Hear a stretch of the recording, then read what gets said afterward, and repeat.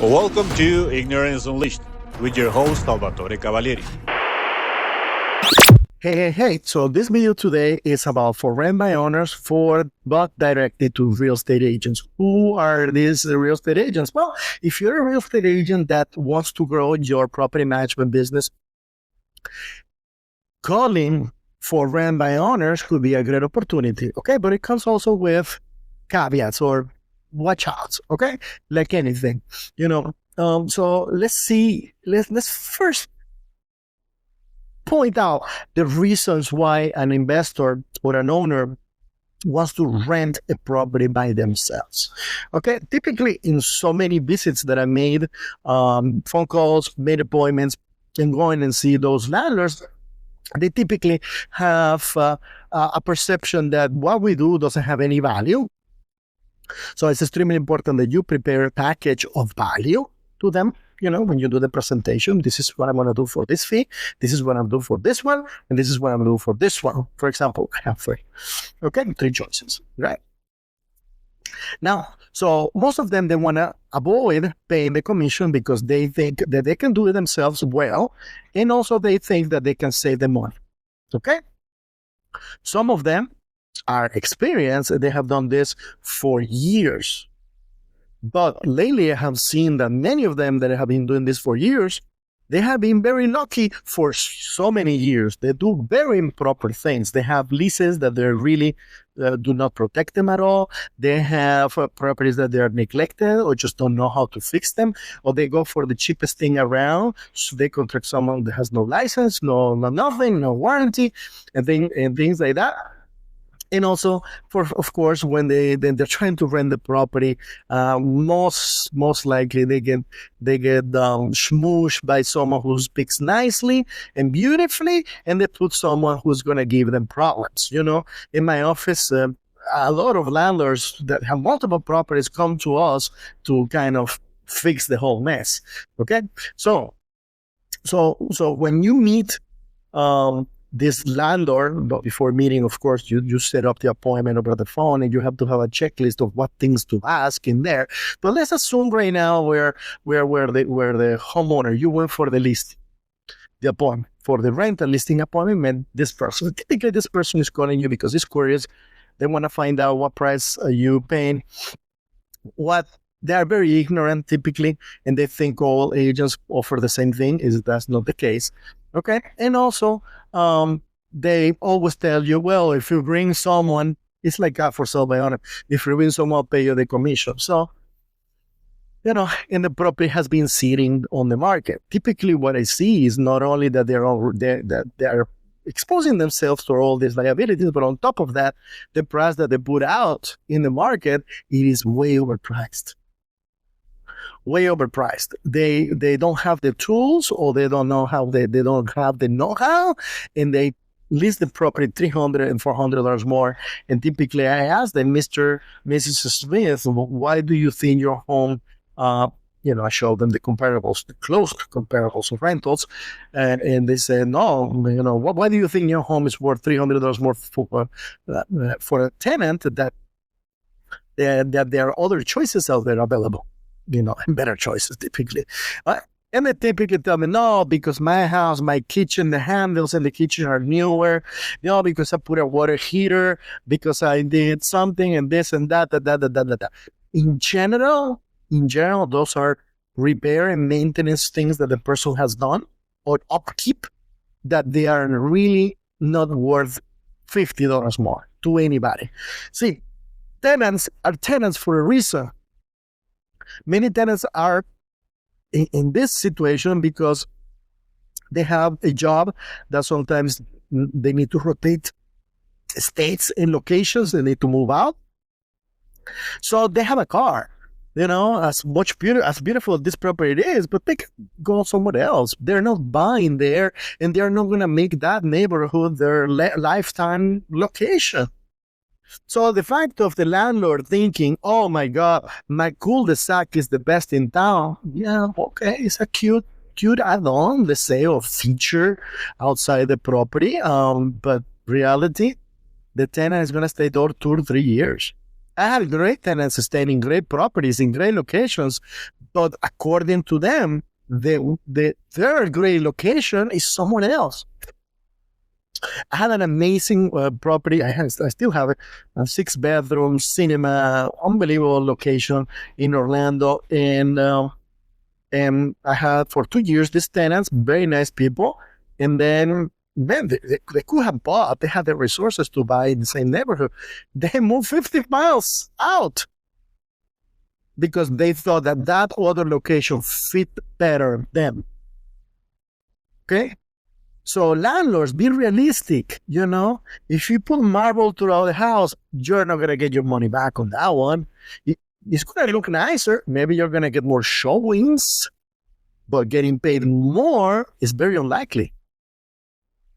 Very, very unlikely, because tenants will shop around. And now in the market that we have a lot of choices around. So, all right. So as an agent, you need to tell this to the owner and being able to say, Mr. Owner, is this something that, why do you think your property is worth more? And if this is still unrealistic, don't take the listing, because you're going to be stuck in there with a listing for months, which you have to attend, show property if people call, because typically, when it's overpriced, people don't call. Okay. And then very likely you have to take some very nice pictures of the property. So you're putting your time and money into something that is not rentable. Also, you need to be very upfront and say to the Mr.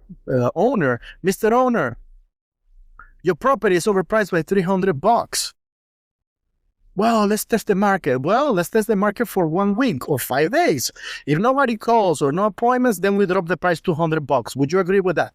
Then you put it in the listing agreement. You need to agree on that.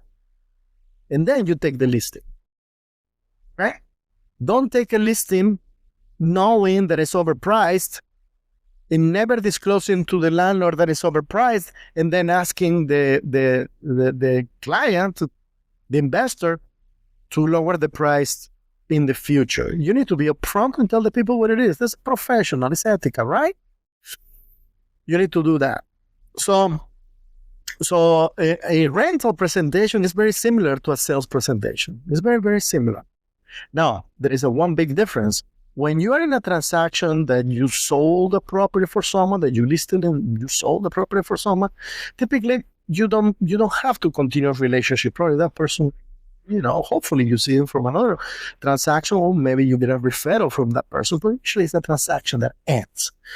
Now, with an investor, part of your interview, when you are there sitting in their kitchen table and going over the prices and terms of your listing agreement, etc., it is you need to test the person just to see if this person is someone that you want to deal on a long-term basis. When you're a property manager, you are dealing with the same investor for years. For years. I have some investors that I know for so many years that I know exactly practically how they think in investing. So you know that really, really, really well. Okay? So with that said, you need to make sure that you interview also the landlord and see how realistic or not realistic this person is, and also what kind of expectations they have.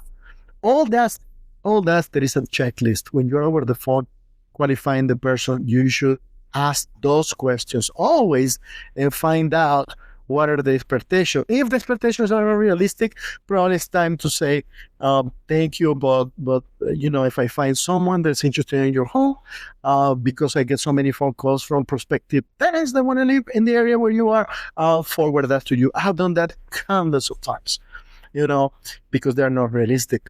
They're not realistic in pricing. They don't want to go down in pricing, and they're not realistic with expectations. And some of them may be plainly rude to you. Okay? Few of those, but it's extremely important. We had a case. This lady was having issues with another property management company away from us, and through referrals, they pointed her to me. would you like to take her? She's complaining about this and that. Apparently, this person needed a lot of attention. Lots of attention. So one of the things I did, I called her, didn't pick up. Then I sent her a text. And by texting, sometimes I can feel certain things. It's tough, but you can sense certain things. And even we made an appointment, an next amount, she didn't show up too. I immediately ignored her. And I said, thank you very much. I think there is someone else out there that can work with you, etc., nicer and nicer terms. But you gotta check those owners, because it's a long-term relationship. It's not a transaction that you say, oh my God, this client is so difficult. Well, at the end of my closing, when I finally I sell her house, if you're the listing agent, finally you're practically over. That's it. No, with proper management, this continues. This relationship continues. Not necessarily every month, but regularly you need to interact with that person. So agents out there, for rent by owners, those are their pains.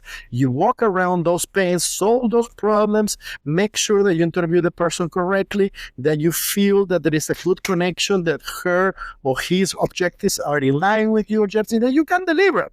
Because if someone is asking you for something, so you have this program, if someone asks you something so far off, maybe it's not the best fit to put you in there, because the time just to complete that extra thing that we don't know, it can drive your time and your team wild. With that said, those are for rent by owners. Take care.